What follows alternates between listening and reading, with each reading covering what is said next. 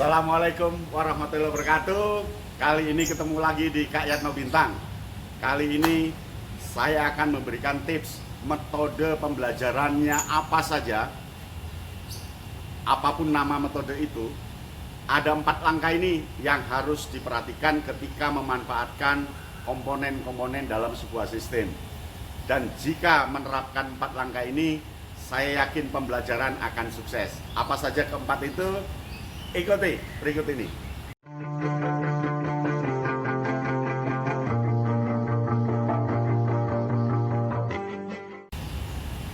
Ada 4 langkah yang harus dilakukan ketika kita melakukan pembelajaran. 4 langkah itu bisa digunakan untuk metode apapun. Langkah pertama adalah memperhatikan tujuan. Ketika mau mengajar apapun dia, lihatlah tujuannya apa. Tujuan pembelajarannya apa. Mau kemana tujuan pembelajaran itu. Mau dibawa kemana anak. Lalu tujuannya berupa tujuan apa. Itu perhatikan dulu dan diolah tujuan itu. Ketika kita sudah memperhatikan tujuan, kita sudah menentukan rel yang akan kita tuju. Dan yakin tidak keliru. Maka tujuan sangat penting. Bagi seorang guru, metode apapun, lihatlah tujuan pembelajarannya. Itu yang pertama. Yang kedua, berikut ini. Yang kedua, lihatlah peserta didiknya. Analisislah kondisi peserta didik. Percuma kalau tujuan sudah kita lihat, anaknya tidak dilihat. Anaknya, siswa kita, murid-murid, peserta didik dalam kondisi apa? Apakah peserta didiknya sedang capek semua? Apakah peserta didiknya mengalami traumatik? Ataukah peserta didiknya mempunyai kesamaan bakat? Atau punya perbedaan yang sangat beragam antara bakat dan minatnya? Maka analisislah siswa itu, minimal dianalisis nilai mata pelajaran ketika minggu lalu. Atau apapun, yang penting dilihat dulu peserta didiknya, kondisinya seperti apa, bentuknya seperti apa, modelnya seperti apa, dan dalam kondisi apa.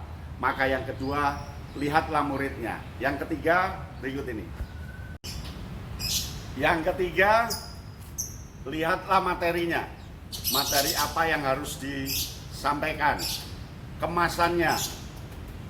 Sejauh mana materi itu, kedalamannya, keluasannya, sesuaikan dengan tujuan, sesuaikan dengan murid yang akan belajar, sesuaikan dengan murid peserta didik yang akan belajar. Jadi yang ketiga, materi diperlukan, lalu sampai pada materi mana yang harus didahulukan, mana yang harus di nomor 2-kan, nomor 3, nomor 4. Jadi materi itu bisa diputar-putar sesuai dengan kondisi anak, sesuai dengan tujuan tadi. Apakah materinya istilahnya dulu yang harus diangkat, atau dibuat permainan, atau dibuat penyelidikan, atau dibuat observasi. Kemaslah materi itu dengan menyesuaikan tujuan dan kondisi murid tadi.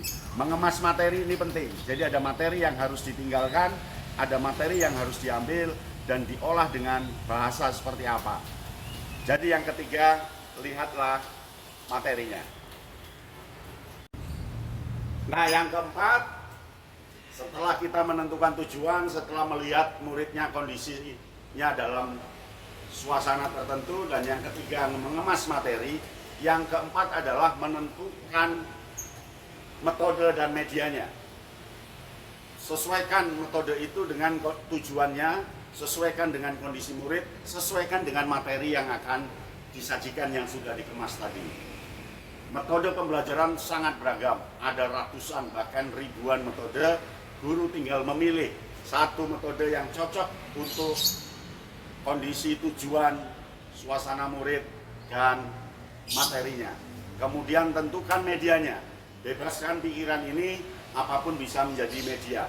Apakah dia pakai proyektor, ataukah dia pakai benda-benda yang dimiliki oleh siswa, apakah pakai daun, pakai kertas, pakai bola, pakai kayu, apapun bisa dipilih.